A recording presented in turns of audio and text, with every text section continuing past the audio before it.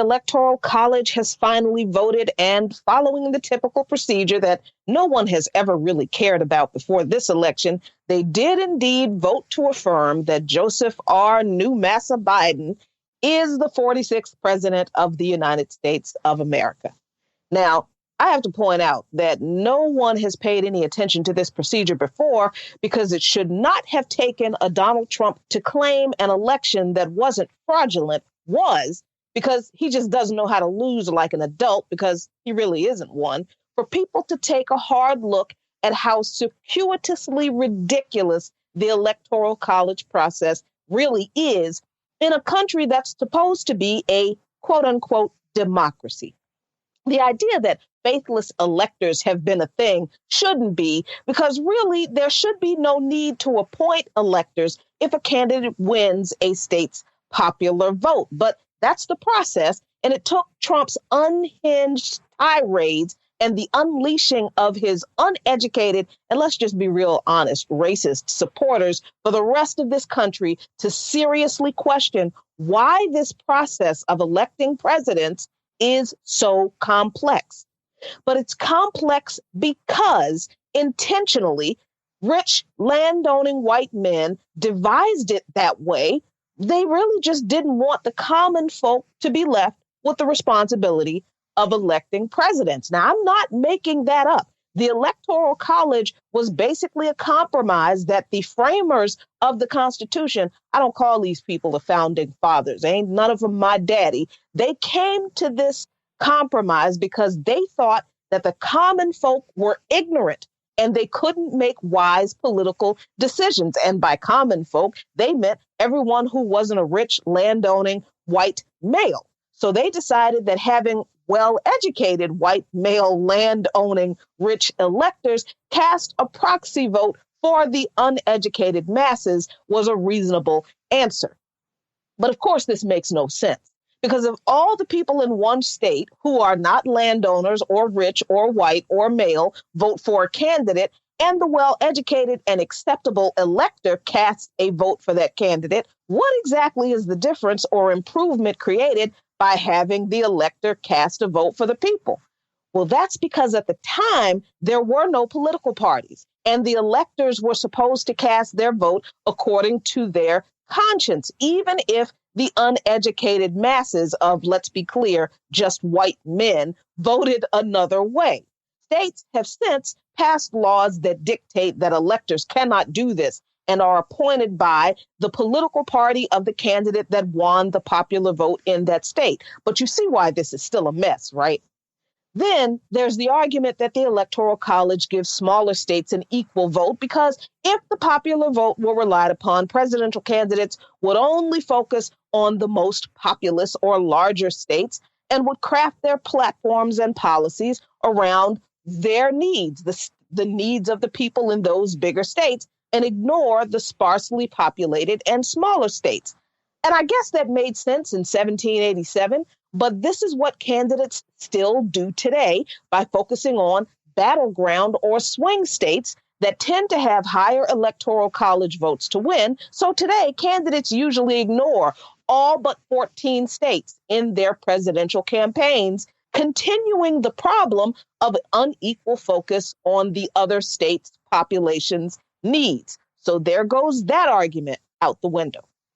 And do I have to even explain how the Electoral College doesn't actually make presidential campaigns less costly? Because that was one of the arguments for it. And we see how well that's worked out.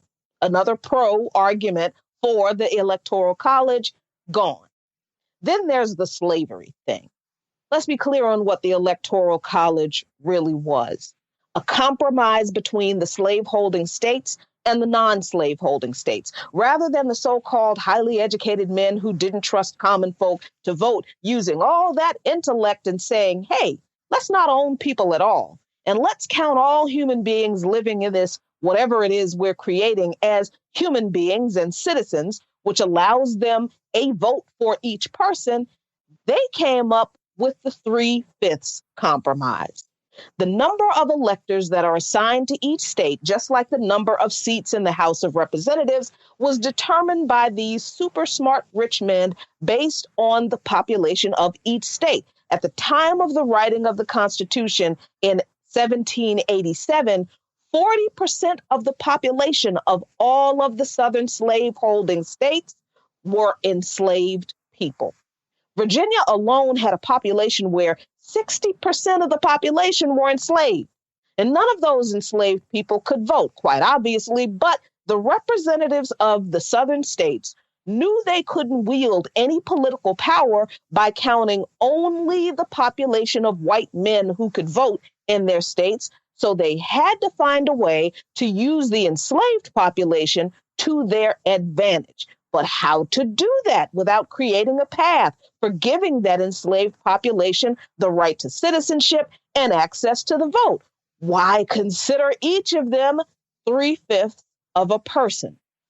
This increased the population in slaveholding states, which gave them more electors and seats in the House of Representatives than non-slave states, at least at the time.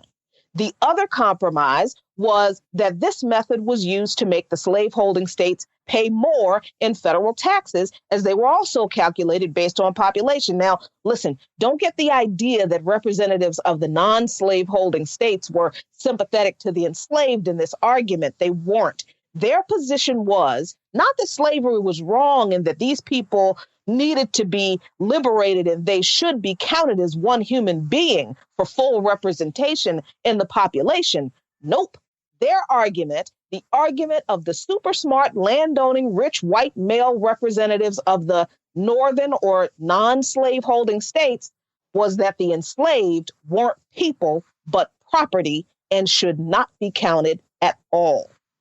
So for the early years of the United States, the slaveholding states practically decided who won the presidency, since Virginia alone was allocated 12 of the 46 electoral votes needed to win the presidency because of its population of more than 200,000 enslaved people who didn't cast a vote for any of them.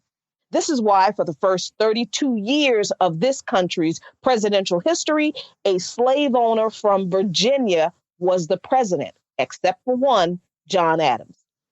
So it's interesting that Trump supporters think the process by which presidents are elected is a fraud, but only because their narcissistic, immature, whiny little white supremacist cult leader lost the election this time. The truth is that this process has always been deeply undemocratic.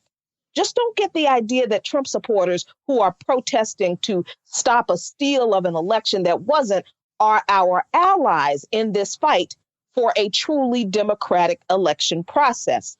They are not.